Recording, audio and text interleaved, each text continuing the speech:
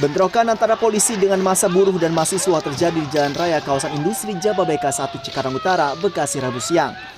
Aksi saling dorong dan lempar batu tak terhindarkan hingga polisi membubarkan massa dengan menembakkan gas air mata.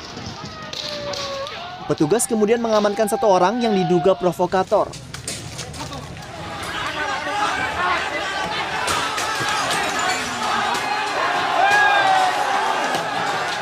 Di Tasikmalaya, massa meruntuhkan 2 gerbang pintu masuk ke area komplek gedung DPRD. Massa yang semakin tak terkendali juga merusak pos keamanan dan memecahkan sejumlah pot bunga. Kericuhan dipicu keinginan massa yang meminta anggota DPRD Kota Tasikmalaya menemui pengunjuk rasa diabaikan, hingga membuat massa memasuki area gedung secara paksa.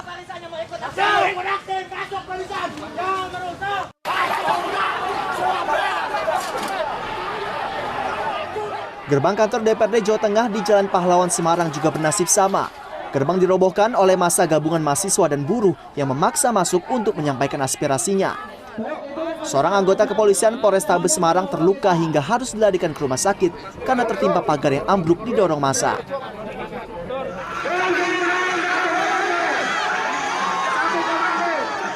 Aksi saling dorong antara ratusan anggota serikat buruh dan kepolisian juga terjadi saat para buruh yang akan melakukan sweeping ke salah satu pabrik garmen di kawasan industri Sukabumi Utara dihalangi oleh polisi. Tak puas dengan hasil sweeping, ratusan buruh kemudian turun ke jalan dan melakukan long march menuju perbatasan Sukabumi Bogor dan membubarkan diri.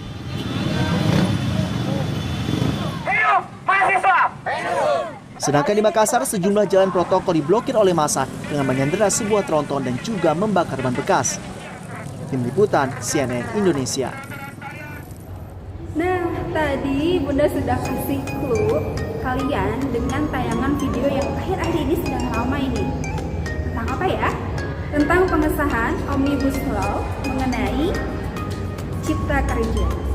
Nah, ini menjadi menarik karena tadi kalian juga sudah menyimak bahwa dari penetapan undang-undang ini banyak terjadi pro kontra di masyarakat. Tentu mungkin yang lebih terlihat adalah sikap kontra dari masyarakat yang menganggap bahwa poin-poin dalam undang-undang ini bertentangan dengan kepentingan yang dimiliki para buruh. By the way, kalian mungkin sudah tahu beberapa informasi ya mengenai isi undang-undang ini dan kenapa akhirnya banyak buruh dan juga kalangan mahasiswa serta masyarakat turun ke jalan untuk menyuarakan aspirasi mereka terkait sikap DPR yang mengesahkan undang-undang ini. Nah, bentuk aspirasi, kemudian kegiatan mereka menyampaikan pendapat dalam hal ini adalah buruh, kalangan masyarakat, dan juga mahasiswa, itu adalah bagian dari demokrasi ya. Seperti yang kita tahu bahwa demokrasi dalam arti luas adalah kebebasan seseorang atau individu untuk menentukan pilihannya, menyampaikan idenya, mengemukakan gagasannya. Itu adalah konsep demokrasi dalam arti luas.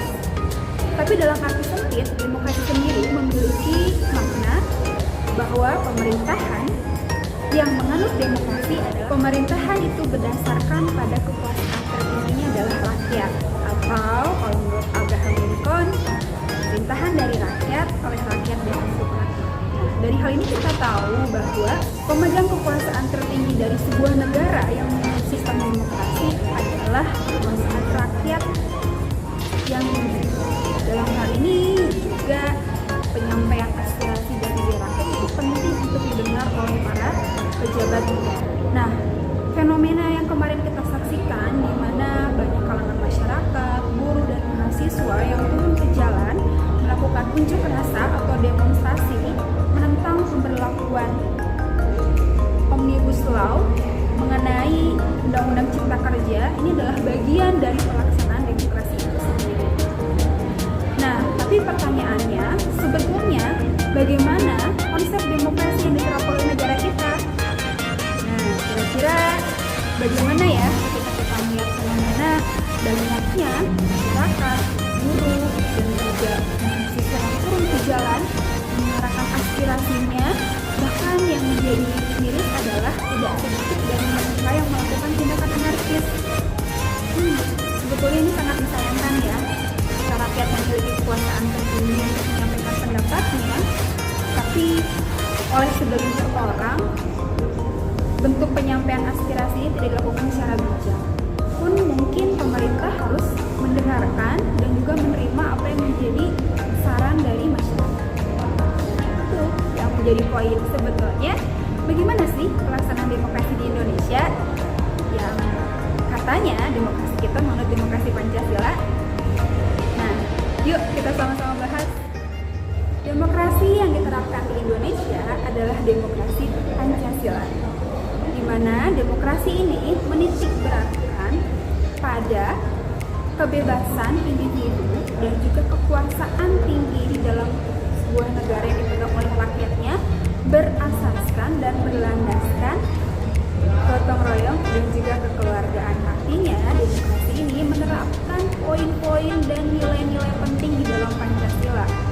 Yang tentu kalau kita breakdown, kita lihat dari sila-sila Pancasila, nah demokrasi Pancasila ini adalah demokrasi yang berlandaskan ketuhanan, yang menjunjung tinggi HAM, yang mengutamakan persatuan, yang menghargai pendapat dan perbedaan, dan yang menjunjung tinggi keadilan.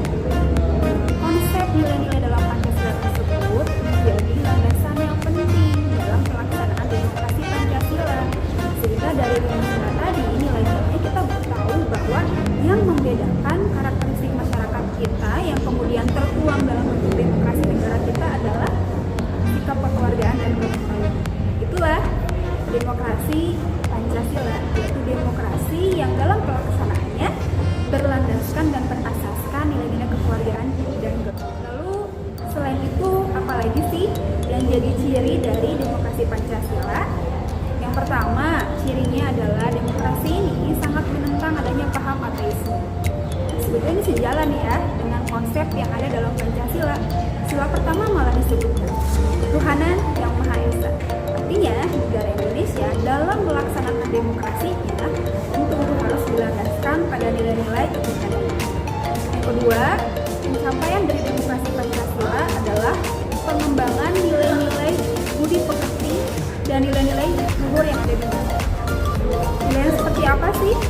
Nilai yang saling menghargai, saling menolong, tenggang rasa, gotong royong. Itu menjadi bagian dari yang tidak terlepas dalam pelaksanaan demokrasi Pancasila. Nah, yang ketiga, ciri dari demokrasi Pancasila adalah adanya keseimbangan antara manusia dengan Tuhan, manusia dengan manusia, dan manusia dengan lingkungan. Ini juga menjadi penting karena tiga unsur perpaduan hubungan manusia ini juga ada dalam konsep agama kita ya. Ada hablum minallah dan juga hablum minannas. Ya, di mana kita harus memiliki hubungan yang baik, hubungan yang seimbang antara kita dengan Tuhan kita, tapi juga kita punya hubungan yang harmonis dengan sesama kita, dan juga punya kepekaan yang tinggi terhadap lingkungan sekitar kita. Nah, itulah ketiga ciri dari demokrasi Pancasila yang sampai sejauh ini